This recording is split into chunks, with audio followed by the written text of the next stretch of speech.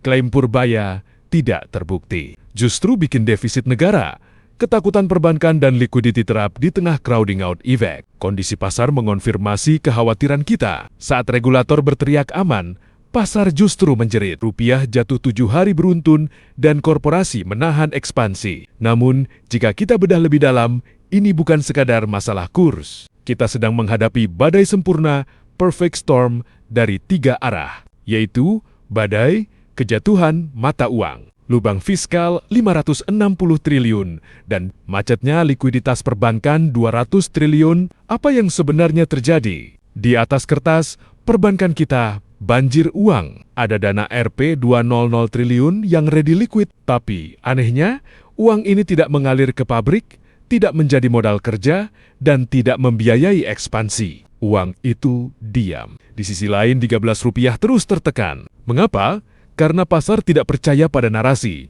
Pasar hanya percaya pada cash flow. Mari kita hubungkan titik-titiknya. Kenapa uang 200 triliun itu macet dan tidak sampai ke pengusaha? Defisit APBN Rp 560 triliun de vakum. Negara butuh uang tunai sangat besar untuk menutup defisit 560 triliun ini. Apa yang dilakukan pemerintah? Menerbitkan surat utang SBN atau SRBI dengan bunga menarik. Akibatnya terjadi crowding out. Uang yang ada di pasar disedot oleh negara. Pemerintah berebut uang dengan swasta. Kini perbankan main aman, risk aversion. Disinilah peran uang Rp 200 triliun tadi. Perbankan berpikir rasional dan cari aman. Untuk apa bank meminjamkan uang ke pengusaha yang sedang pusing karena ekonomi lambat dan rupiah anjlok? Bank sadar risiko kredit macet NPL bisa terjadi. Jadi bank memarkir uang 200 triliun itu di instrumen negara SBN atau SRBI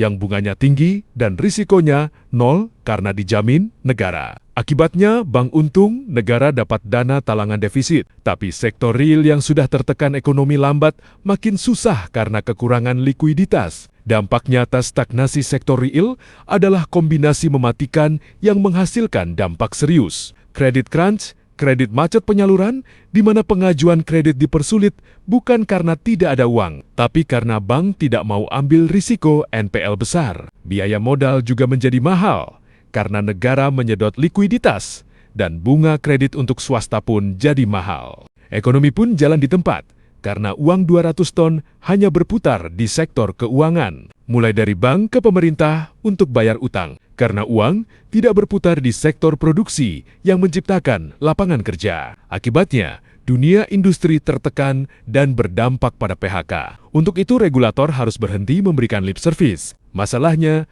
strukturalnya. Perbankan butuh insentif kuat atau force major untuk mau melepas uang 200 ton itu ke sektor real. Bukan cuma diparkir di instrumen moneter. Untuk pelaku bisnis, jangan berharap pada kredit bank saat ini. Akses sedang sulit dan mahal. Fokus pada organic cash flow, putar uang yang ada, efisiensikan piutang, antisipasi pajak agresif. Kenapa? Defisit 560 ton harus ditutup.